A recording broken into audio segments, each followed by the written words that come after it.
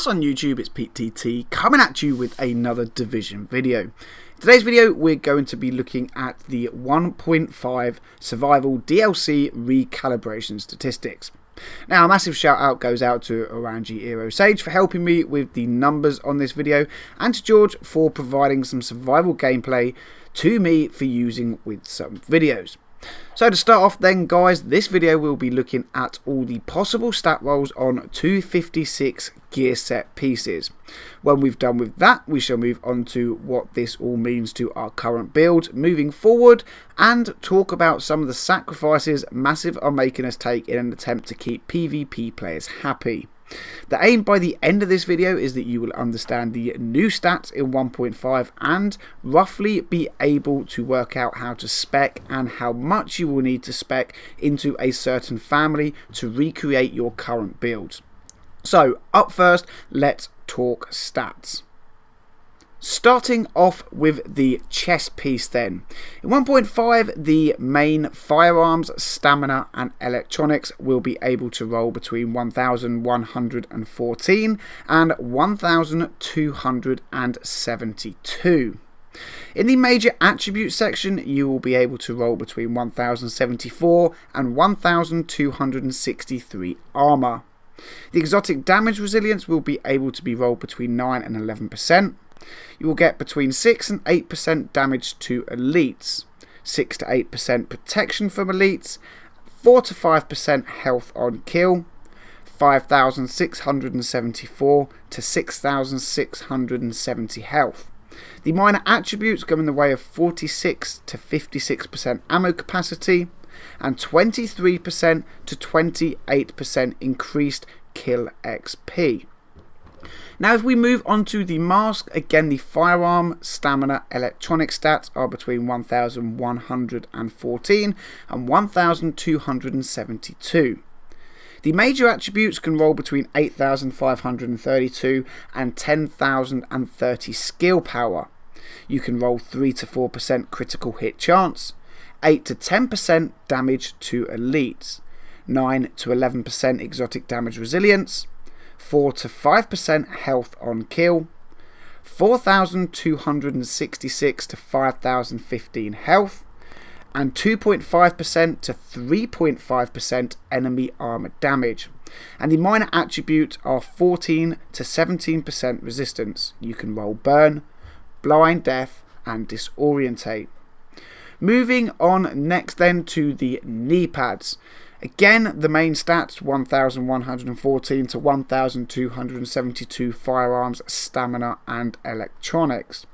1074 to 1263 in the armor, 3 to 4% protection from elites, 4 to 5% damage to elites, 6.5 to 8% exotic damage resilience, 7 to 9% critical hit damage, 2837 to 3335 health, 3.5% to 4.5% enemy armor damage, and again 27 to 33% resistance. You could roll burn, blind death, disorientate and bleed.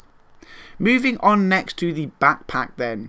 Again, 1114 to 1272 firearms, stamina and electronics.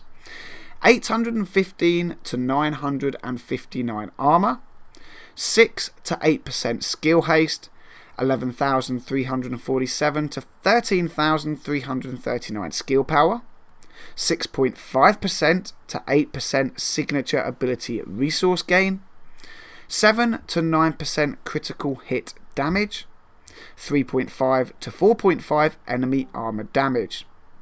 On the minor attributes, you can roll between 14 and 17% resistance, and you can roll burn, disrupt and bleed. And finally, 46 to 56% ammo capacity. Moving on then to the gloves. Again, the main stats are 1114 to 1272 firearms, stamina and electronics. Major attributes consist of 8 to 10% damage to elites, 5 to 6% critical hit chance, 14 to 17% critical hit damage, 852 to 1001 SMG damage, 1135 to 1334 assault rifle damage, shotgun damage, pistol damage, and LMG damage. 3,982 to 4,681 marksman rifle damage, and 4 to 5% health on kill. Finally then we move on to the holster. Again, you can roll 1,114 to 1,272 firearms, stamina, and electronics. 568 to 667 pistol damage. 573 to 673 armour. 3 to 4% protection from elites. 5 to 6% skill haste. And 2.5 to 3% enemy armour damage. So there you have it, guys. That was all the possible stat rolls going forward into 1.5 for 256 gear pieces. Now let's talk a little bit about what that can mean in the way of weapon talents, and then we shall move on to how this affects our current PvE builds. As I'm sure all experienced agents will be aware, every weapon talent in game has a set requirement to activate it. Now that might be firearms, stamina, or electronics. Sometimes it's a mixture of 2 of these stats, or even all 3. So to give you an idea of how different your build can be in 1.5 and how heavily you might need to spec a certain build to activate the talents you might already have active, we are now going to compare a few weapon talents that spec very highly to each possible build style. So up first we will take a look at the talents that currently require a high firearm rating and what their 1.5 equivalents will be. Hopefully this will give you a good baseline for building a 1.5 DPS build. Up first we will look at Brutal. Currently, to activate this talent you will need to have 3,873 in your firearms. However, in 1.5 you will need to have 5,636. Another good DPS talent to use as an example is Prepared. Again, currently in 1.4 the requirement for this is also 3,873. Again, with 1.5 the requirement will be 5,636. So you can see that to have a good DPS build in 1.5, I believe you will be looking to have between 5,500 and 6,500 firearms. Let's now move on to Stamina. As an example here we will use Predatory. Currently in the 1.4 build you will need 3,873 to activate this talent, and in the 1.5 update you will need to have 5,636 to activate it. Similar to firearms, again I believe that between 5,500 and 6,500 will be a great mark to aim for if a tank build suits you. Finally we move on to electronics, and all 3 talents I believe you will be interested in knowing the requirements for. So for the electronic skill build players out there, an example of required statistics will be skilled.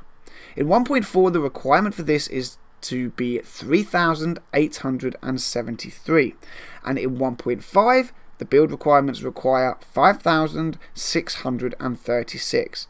So again, in the same way as stamina and firearms, if you're looking to max out your electronics and get those talents active, aiming for around 5,500 would be a great start.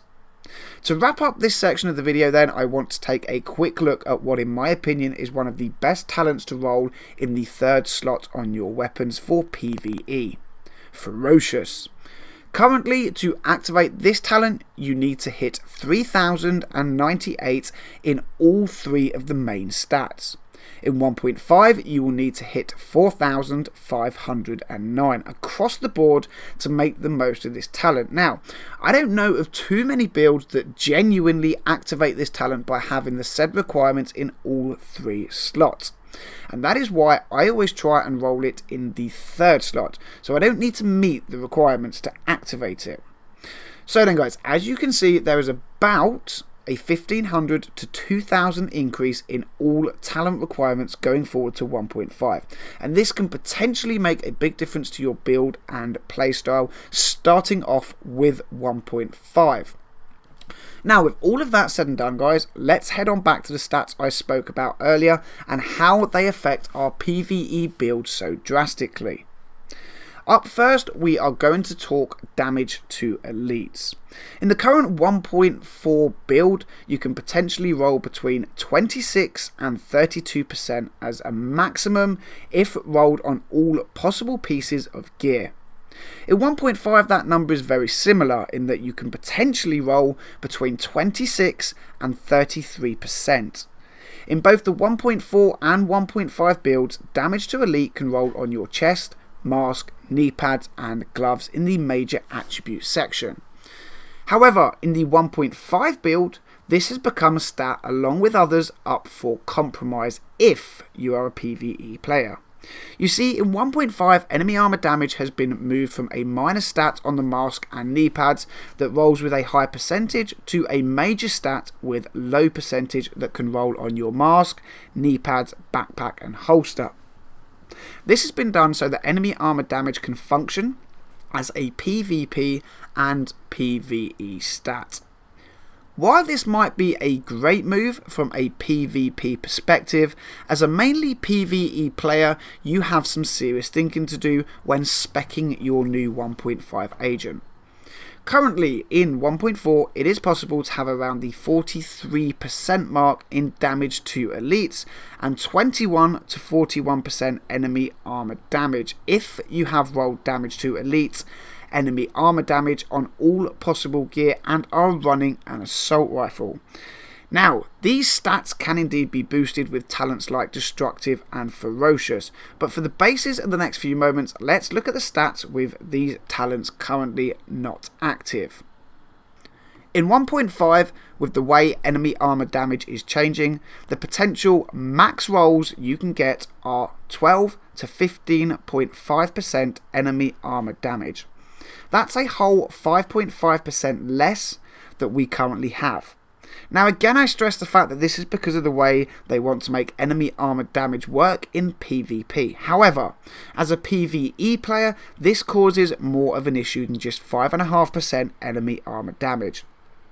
In 1.5, with armor, damage to elite and enemy armor damage all being major stats on armor, you will be unable to make a max armor, max damage to elite, max enemy armor damage build you may currently have.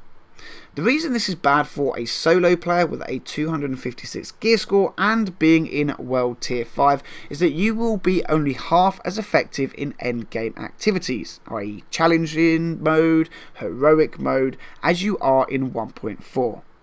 This is due to not being able to roll the maximum of every stat at the same time.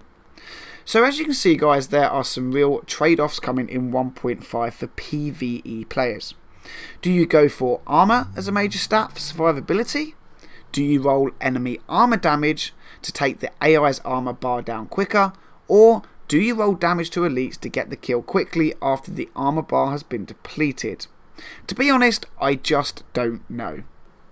I think we are going into a place with 1.5 that is a bit uneasy and potentially confusing for PvE players that like to mid-max their gear for endgame activities. The balance of the game currently seems to be shifting towards PvP stats, and in my personal opinion that is quite worrying. But with all that being said, guys, numbers can indeed lie, especially in the division. So I guess the final judgment on how much these changes will affect us in PvE will have to wait until I can replicate the best I can my current setup and see how different running solo endgame will be. Now, I am aware that this video has highly focused on the stat changes for PvE players going into 1.5, but don't fear, guys, I am working on the PvP equivalent as you watch this, so stay tuned. And that, guys, is going to wrap up the video. If you liked it and found this video helpful, make sure to smash that thumbs up button and share the video around. Let me know any comments you've got down below. If you're new to the channel, make sure to subscribe for more Division videos coming your way. And as always, agents, thank you very much for watching. Until the next video, I'll catch you all soon.